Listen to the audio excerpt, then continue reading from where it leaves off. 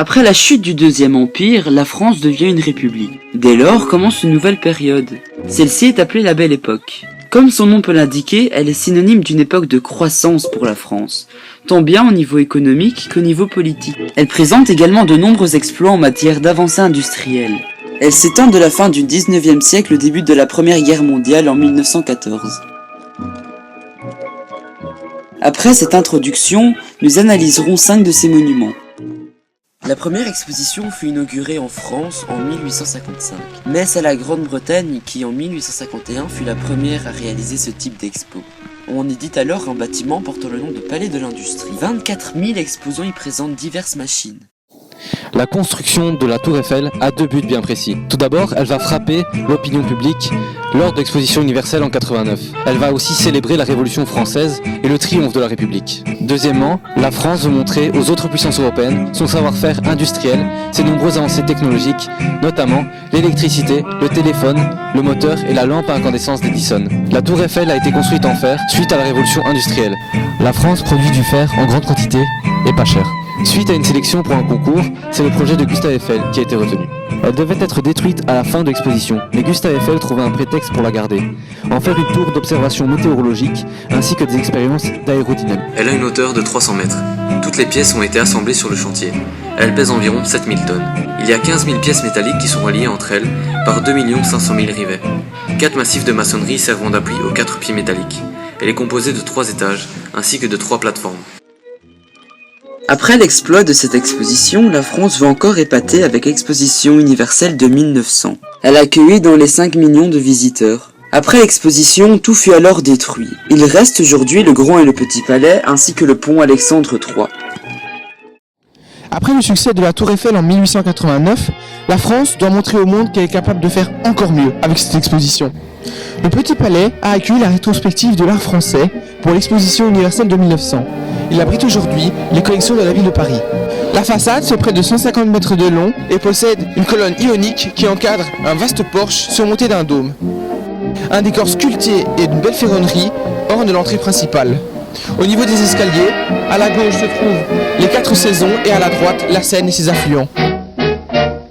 La porte est surmontée d'une voussure où fleurs, fruits et animaux s'entrelacent et qui est couronnée par la ville de Paris protégeant les arts. Nous sommes ici au Grand Palais. Il est édifié de 1897 à 1900. Le vaisseau principal, qui fait 240 mètres de long, est constitué d'un espace imposant surmonté d'une large verrière, une des plus larges verrières d'Europe.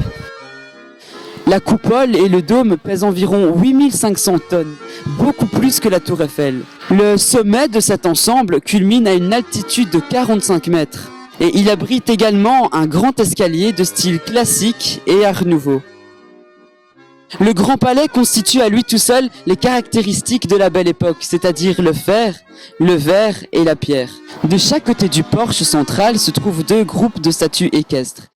Cette époque est synonyme de progrès. L'approvisionnement de Paris en eau se fait par captage de rivières et plus seulement par pompage de la Seine. On a créé des bassins réservoirs importants alimentant l'eau potable et non potable. Il y a aussi eu l'apparition des équipements sanitaires et de gaz dans les logements. Les canalisations du gaz, enterrées sous les trottoirs, vont servir à éclairer les maisons. Ils seront ensuite utilisés pour cuisiner et enfin pour le chauffage. Paris, à ce moment-là, était entièrement éclairé à l'électricité. Elle méritait donc bien son nom de ville-lumière.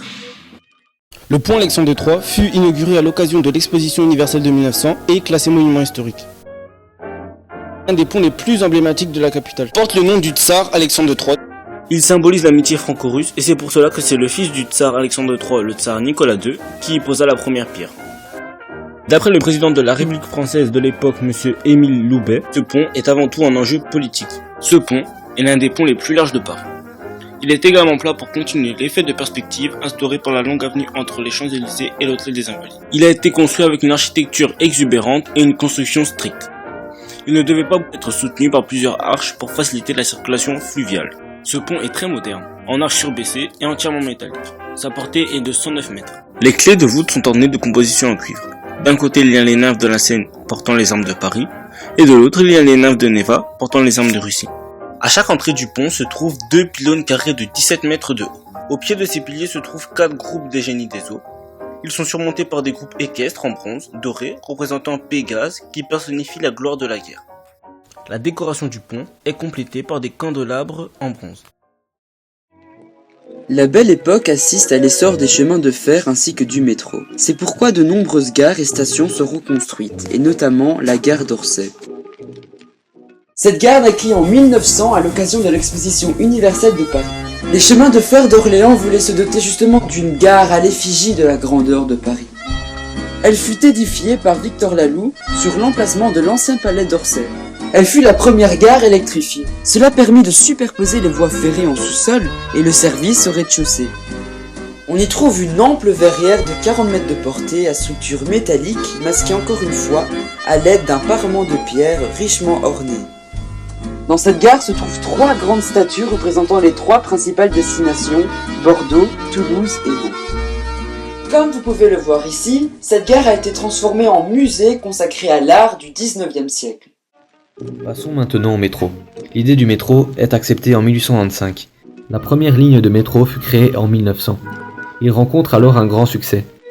Avec ses 169 km de tunnels et ses 273 stations, le métro forme, dans le sous-sol de Paris, un énorme ensemble de galeries souterraines.